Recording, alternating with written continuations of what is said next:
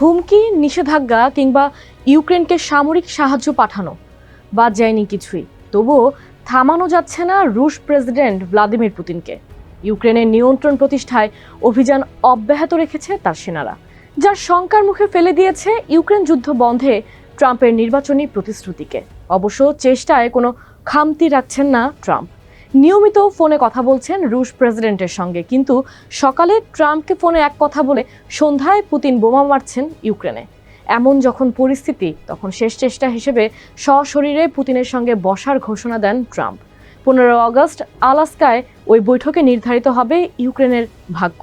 এবার সেই বৈঠকের আগে ট্রাম্পকে ফোন দিয়েছেন ইউরোপীয় নেতারা। ট্রাম্পকে ঠিক কী পরামর্শ দিয়েছেন ইউক্রেনের মিত্ররা, সেসবই জানাবো বিবিসির প্রতিবেদনের আলোকে। সঙ্গে আছি আমি কাশফিয়া রুহি। ট্রাম্প পুতিনের বৈঠকের দিকে তাকিয়ে এখন গোটা বিশ্ব, কেননা এই বৈঠকের ঘোষণার সময় ট্রাম্প জানিয়েছেন ভূমি সমঝোতার মাধ্যমে এই যুদ্ধের স্থায়ী সমাধানের পথে হাঁটবেন তিনি।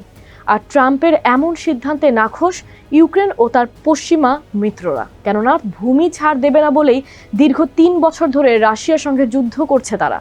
নিজের ভূখণ্ড রক্ষায় প্রাণ দিয়েছে হাজার হাজার সৈন্য, আর সেই ভূখণ্ডই এখন ইউক্রেনের সম্মতি ছাড়া পুতিনের হাতে তুলে দিয়ে শান্তি চুক্তি করতে চাইছেন ট্রাম্প।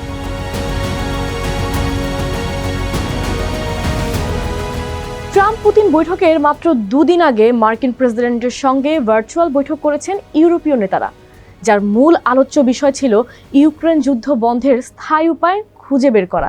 জানিয়ে ট্রাম্পকে বোঝাতেও সক্ষম হয়েছেন পশ্চিমা নেতারা। প্রতিবেদন অনুযায়ী ট্রাম্প ইউরোপীয় নেতাদের জানিয়েছেন তার মূল লক্ষ্য মস্কো এবং কিয়েভের মধ্যে একটি যুদ্ধবিরতি নিশ্চিত করা। সেই সঙ্গে ইউক্রেনের ভূখণ্ড সংক্রান্ত যে কোনো সিদ্ধান্তে প্রেসিডেন্ট ভলোদিমির জেলেনস্কির অংশগ্রহণের বিষয়টিও মেনে নিয়েছেন। সম্মত হয়েছেন চুক্তিতে নিরাপত্তা নিশ্চয়তা থাকার ব্যাপারেও। আর এসব তথ্য নিশ্চিত করেছেন ফ্রান্সের প্রেসিডেন্ট ইমানুয়েল মাখরো।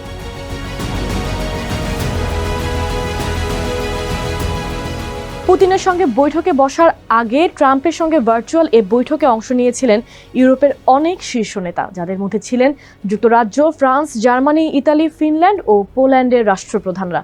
এছাড়াও বৈঠকে উপস্থিত ছিলেন ইউরোপীয় ইউনিয়নের প্রধান উর্সুলা ভন ডার লেয়েন ও ন্যাটো প্রধান মার্ক রুটে। আর এই বৈঠকে ট্রাম্পের সঙ্গে যুক্ত হয়েছিলেন তার ভাইস প্রেসিডেন্ট জেডি ভ্যান্সও। মূলত এই বৈঠকটি করা হয় ট্রাম্পকে স্মরণ করিয়ে দিতে যে আলোচনায় যেন ইউক্রেনের স্বার্থ ও ইউরোপের নিরাপত্তার বিষয়টি অগ্রাধিকার দেন তিনি।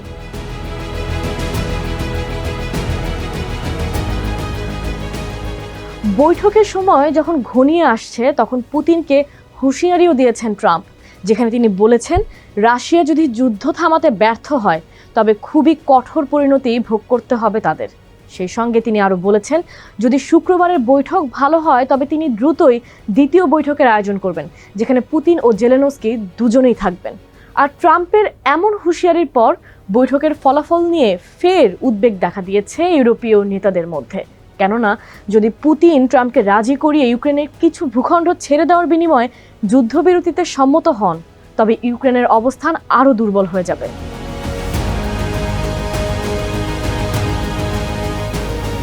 যুক্তরাষ্ট্র রাশিয়া সামিট ঘোষণার পর থেকেই ভূমি অদলবদল করার মাধ্যমে সমঝোতার কথা বলছেন ট্রাম্প। আর দীর্ঘদিন ধরে পুতিনের চাওয়াটাও এমনই, কেননা ইউক্রেনের ভূখণ্ডের একটা অংশ দখল করতেই এতদিন ধরে চেষ্টা চালিয়ে যাচ্ছেন তিনি, যা এবার সত্যি হওয়ার পথে। 15 আগস্ট সামনাসামনি বৈঠক হলেও ইউক্রেনের পরিস্থিতি কতটা উপলব্ধি করতে পারবেন পুতিন, তা নিয়ে সন্দেহ আছে খোদ ট্রাম্পের মনেও। জানিয়ে ট্রাম্প বলেন, আমি পুতিনের সঙ্গে ইউক্রেনের নাগরিক নিহত বন্ধের আলোচনা করেছি, কিন্তু তারপর বাড়ি ফিরে দেখি একটি রকেট কোনো একটি নার্সিংহোম বা অ্যাপার্টমেন্ট ভবনে আঘাত করেছে, আর মানুষ রাস্তায় মরে পড়ে আছে। খোদ ট্রাম্পের মনেই যখন এমন সন্দেহ, তখন 15 আগস্টের বৈঠকে যুদ্ধ বন্ধের জন্য কতটা সমঝোতায় পৌঁছাতে পারবেন এই দুই ক্ষমতাধর বিশ্বনেতা, সে প্রশ্ন রয়েই যাচ্ছে।